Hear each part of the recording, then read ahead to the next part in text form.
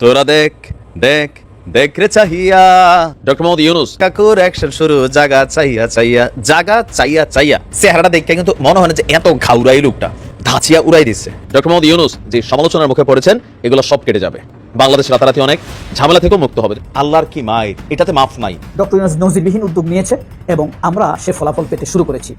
সেই ফলাফল যে আমরা পাচ্ছি তার প্রধান প্রমাণ হলো ডক্টর ইউনূস আশাই হুজুর নির্বাচন করবে। হ্যাঁ, এটা একটা সুখবর। আলহামদুলিল্লাহ আলহামদুলিল্লাহ। হ্যাঁ ভাই, উনি নির্বাচন করলে আমি যা খুশি হবো আমি আপনাদেরকে বুঝাইতে পারুম না। উনি হবেন ধর্মমন্ত্রী, নিশ্চয়ই ধর্ম মন্ত্রণালয় উনাকে দেওয়া হবে। দর্শক, একটি ঘটনা গত 2 দিনে তেমন কোনো চাঞ্চল্যের সৃষ্টি করেনি, কিন্তু চাঞ্চল্যের সৃষ্টি করেনি এই কারণেই কারণ ঘটনাটা গণমাধ্যমে আসেনি। ঘটনাটা এক ধরনের গণমাধ্যম থেকে ব্ল্যাক আউট হয়ে গেছে। ঘটনাটা খুবই গুরুত্বপূর্ণ, বাংলাদেশের ক্ষেত্রে ঘটনাটা খুবই গুরুত্বপূর্ণ। এই ঘটনাটা যে সত্য সেটা নিশ্চিত করছে, কিন্তু সত্যের আড়ালে কি আছে? খুবই গুরুত্বপূর্ণ 3টি বিষয় আজ আপনাদের সামনে তুলে ধরবো এবং এই বিষয়ে নেপথ্যে পিছনের যে গোপন রহস্যটা সেটা উন্মোচিত হয়েছে। এটি আমি এই গোপন কথাটি আপনাদেরকে বলবো। অবাকা যেদিকে চায় সাগরও শুকিয়ে যায়। আওয়ামী লীগের অবস্থা হচ্ছে সেই রকম।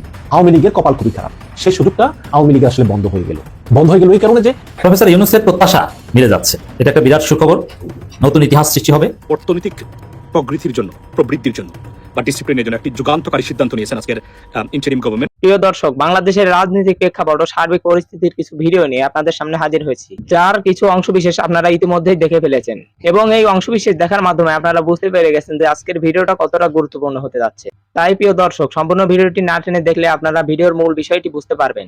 আমি আর বেশি কথা বাড়াবো না, তবে যারা চ্যানেলটিতে নতুন তারা সাবস্ক্রাইব করে পাশে থাকা বেল আইকনটি বাজিয়ে দিবেন, আর যারা ইতিমধ্যেই সাবস্ক্রাইব করে রেখেছেন তাদেরকে অসংখ্য ধন্যবাদ। তো চলুন একটি লাইক দিয়ে ধারাবাহিকভাবে সম্পূর্ণ ভিডিওর বিস্তারিত আলোচনা দেখে আসি। এখন আপনাদের সঙ্গে একটু গোপন কথা বলুন ভাই। হ্যাঁ, গোপন কথা, এটা আমার ব্যক্তিগত চিন্তা ভাবনা আর কিছু কানা ঘুষা শুনছি একদম ভিতর থেকে। হ্যাঁ, একদম ভিতর থেকে। যাই হোক, এই অন্দরমহলে কালকে সিটিং দিছিল আজহারি হুজুর আমাদের ডাক্তার শফিকুর রহমান স্যারের সাথে। দুইজনে মুখামুখি বসছে, একদম ফেস টু ফেস। ওইখানে আর কেউ ছিল না, দরজা বন্ধ। এই গোপন আলাপ কিসের আলামত? একটু বুঝার চেষ্টা করি আমরা, তাই না? হ্যাঁ, বুঝার চেষ্টা মানে কি ভাই? সোজাসুজি বইলা ফালাই উনি নির্বাচন করবে, আশাই হুজুর নির্বাচন করবে। হ্যাঁ, এটা একটা সুখবর। আলহামদুলিল্লাহ আলহামদুলিল্লাহ। হ্যাঁ ভাই, উনি নির্বাচন করলে আমি যা খুশি হবো আমি আপনাদেরকে বুঝাইতে পারুম না। যাই হোক, উনি প্রত্যেকে নির্বাচন করবে। এই গ্যান্ডিয়ারিয়া উনি থাকতেন, কিন্তু ওইখান থেকে কি নাকি মুরাদনগর থেকে এইটা আমি জানি না। মুরাদনগরে তো ওইখানে হেভিওয়েট একজন ক্যান্ডিডেট আছে বিএনপির, উনি কায়কোবাদ মিলন। হ্যাঁ ভাই, ভালো মানুষ, উনি আছেন। কিন্তু আজহারি হুজুর যদি ওইখান থেকে নির্বাচন করে, আমার মনে হয় কায়কোবাদ সাহেব নির্বাচন করবে না। হ্যাঁ, করবে না ভাই। যাই হোক, এটা আমার নিজের ব্যক্তিগত কথা। আপনারাও ভাই আপনাদের রিয়াকশন জানাবেন ভাই কমেন্টের মধ্যে, যে আজহারি হুজুর নির্বাচন করলে কেমন হবে। আমি তো মনে করি ভাই এর চেয়ে ভালো কিছু হইতে পারে না। আর উনি যদি নির্বাচন করে পাশ করে আসে, যদি মানে কি উনি তো পাশ করবেই, পাশ করলে উনি হবেন ধর্মমন্ত্রী, নিশ্চয়ই ধর্ম মন্ত্রণালয় উনাকে দেওয়া হবে। যদি জামাতে ইসলাম ক্ষমতায় আসে তাহলে আমার এই কথাটা বাস্তবায়ন হবে। আর অঘটন তো ঘটাইবার কথা তাদের, যাদেরকে আপনারা রাজাকার বলেন, স্বাধীনতার বিপক্ষে বলেন, তাদেরই তো ঘটনার কথা। কারণ দেশকে অশান্ত করে তুলতে হবে। তারা তো বাংলাদেশ চায় নাই, কিন্তু তারা যেভাবে চাইছে আপনারা সেভাবে বাংলাদেশকে চাইতে পারেন নাই। বাংলাদেশকে যদি সেভাবেই চাইতেন, স্বাধীনতার পরে কেন এত রক্ত ঝরবে? স্বাধীনতার পরে বারবার কেন অভ্যুত্থান হবে? স্বাধীনতার পরে বাংলাদেশের টাকায় বিদেশে কেন একজনের 350 বাড়ি থাকবে? আপনারা যারা গণতন্ত্রের জন্য নির্বাচন চান, নির্বাচনই একমাত্র গণতন্ত্র। এই দেশে নির্বাচিত সরকার যে কয়টা আসছে সব কয়টার ইতিহাসের পাতা খোলেন না ভাই, খুললেই তো বুঝতে পারবেন আপনারা স্বাধীনতা রক্ষা করতে পারেন নাই। যার জন্য জনমনের ভিতরে একটা প্রশ্ন যাচ্ছে, হায়রে যাদেরকে আমরা স্বাধীনতার বিপক্ষে বলতাম তারাই তো আজকে স্বাধীনতা রক্ষা করতেছে। এই যে 5ই আগস্টে আমাদেরকে যে নতুন বাংলাদেশ এনে দিল, নতুন এই জন্যই কারণ এখন যা কিছু ঘটতেছে সবই তো নতুন, তাই না? 3বারের প্রধানমন্ত্রীর গলায় ফাঁসি, এখন ওনারা দিবে কিনা এটা নিয়ে আলোচনা। আরে ওনারা দিবে কিনা এটা পরের আলোচনা, এটা নিয়ে এখন আলোচনার সময় নাই। এটা ডক্টর ইউনূস স্যারের কাছে ছাইরা দেন। ওনার মাথায় চিন্তা আছে কিভাবে আনতে হবে, কিভাবে নরম করতে হবে ভারতকে। আরে ভাই, একটা জিনিস কেন ভাবেন না, ভারত যদি শেখ হাসিনাকে আর ওই কামালকে না দেয় এখন, কারণ ওরা কিন্তু অপরাধী, ওদের রায় ঘোষণা হয়ে গেছে, এখন যদি না দেয়, যদি ওরা রাইখা দেয়, তাহলে এই ভারতের সাথে বাংলাদেশের সম্পর্ক কোনোদিনই ভালো হবে না। যতদিন পর্যন্ত ওরা রাইখা দিবে ততদিন পর্যন্ত বাংলাদেশের সাথে তারা কোন রকম বন্ধুত্ব করতে পারবে না। এই ভারত তার আশেপাশে সবাইকে হারাইছে, এখন এই বাংলাদেশকে হারাবে না। এই ভারতের জনগণই প্রতিবাদ করবে, ওদের সংসদে অলরেডি ভাই প্রতিবাদ চলতেছে এই শেখ হাসিনাকে নিয়ে। আগামীতে আরো অনেক কিছু হবে, কারণ একটাই, এই শেখ হাসিনাকে তোমরা চাও নাকি বাংলাদেশের 18 কোটি মানুষ চাও? এখন দেখেন কত বড় একটা প্রশ্ন না? এখন আপনিই বলেন, আপনি যদি ভারতবাসী হন আপনার মাথার মধ্যে কি আসবে? আরে আমি একজন ফাঁসির আসামির জন্য 18 কোটি মানুষের ভালোবাসা হারাবো, এই প্রশ্ন চলে আসবে না? অনেক চমক সামনে বাকি রয়ে গেছে, অনেক চমক। আমি প্রায় বলি না যে আপনারা আগামী 4 মাস এমন কিছু দেখতে পাবেন যে আপনাদের মাইন্ড সেট আপ হয়ে যাবে যে আপনারা কোন দিকে যাবেন। আর যারা মনে করেন যে নির্বাচন সুষ্ঠু হবে না, নির্বাচনে কারচুপি হবে, এটা একটা পাতানো নির্বাচন হবে, এই ধরনের কথা যারা বলবে বুঝা নিয়েন তারা মনে মনে হাইরা গেছে। ওই হাইরা যাওয়ার কথাই কিন্তু ওইগুলা, ওরা কিন্তু নির্বাচনের পর ওই একই কথা বলবে যে নির্বাচন হচ্ছে পাতানো নির্বাচন। এই শব্দটা মনে রাখেন, পাতানো নির্বাচন, এই কথাটাই তারা প্রচার করবে এবং এখন থেকেই প্রচার করা আরম্ভ হয়ে গেছে। তার মানে তারা এখনই বুঝা ফেলাইছে তারা হেরে যাচ্ছে, এটাই চরম সত্যি। খুবই গুরুত্বপূর্ণ 3টি বিষয় আজ আপনাদের সামনে তুলে ধরবো এবং এই বিষয়ে অল্প কয়েকটি কথা বলবো। নাম্বার 1 হচ্ছে এনসিপি নির্বাচন কমিশনের কাছে বিএনপির ব্যাপারে একটা অদ্ভুত আবদার পেশ করেছে, দাবি করেছে, সেই বিষয়ে আসবো। নাম্বার 2 হচ্ছে ডিসি মাসুদ আলম, তিনি ছাত্র শিবিরকে নিয়ে তার ঊর্ধ্বতন এক কর্তৃপক্ষকে ফোন দিয়ে বলছেন যে এরা সবাই শিবির স্যার। এই বিষয়টি নিয়ে রাজনৈতিক অঙ্গনে ব্যাপক তোলপাড় শুরু হয়েছে এবং বিষয়টি ভাইরাল হয়েছে।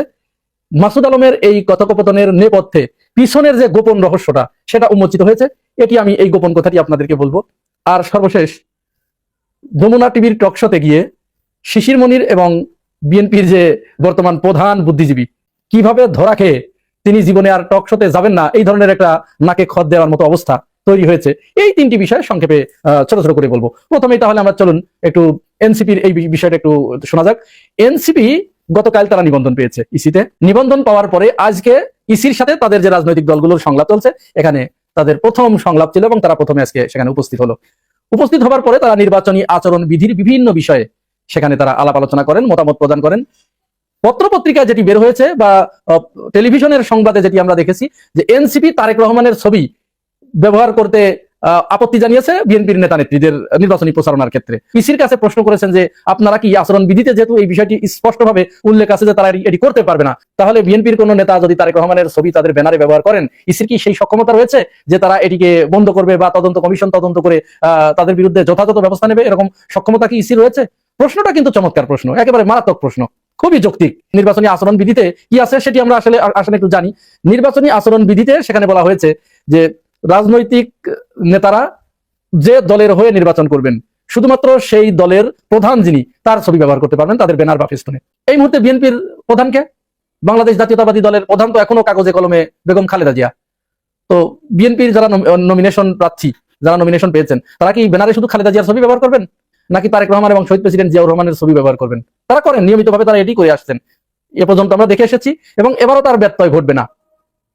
এখানেই প্রশ্ন, যেহেতু আচরণ বিধিতে বলা হয়েছে শুধুমাত্র দলীয় প্রধানের ছবি ব্যবহার করতে পারবে, সেক্ষেত্রে দলীয় প্রধান তো বেগম খালেদা জিয়া, তাহলে তারেক রহমান এবং শহীদ জিয়ার ছবি তারা ব্যবহার করবে কেন? এটা করলে তো নিঃসন্দেহে আচরণ বিধি লঙ্ঘন হবে।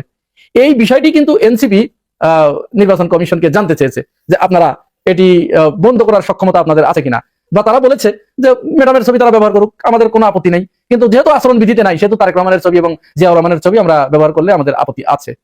তাহলে এখানে ইসির দুটি কাজ, হয় এই আচরণ বিধি সংশোধন করতে হবে, না হলে ওইটা কঠোরভাবে দমন করতে হবে, বন্ধ করতে হবে। এখন সবশেষে যাই বলি না কেন, ইসিকে তারা জানিয়েছে আচরণ বিধিতে এটি আছে, এটি তো ঠিক। এখন আমাদের অপেক্ষা করতে হচ্ছে যে ইসি এই ব্যাপারে কি সিদ্ধান্ত নেয়। আর যদি এনসিপি ওই দাবি জানিয়েই থাকে তাহলে তো দাবিটা একটু অদ্ভুতই বটে, কারণ এটা কখনো হবার নয়, এটা হবে না।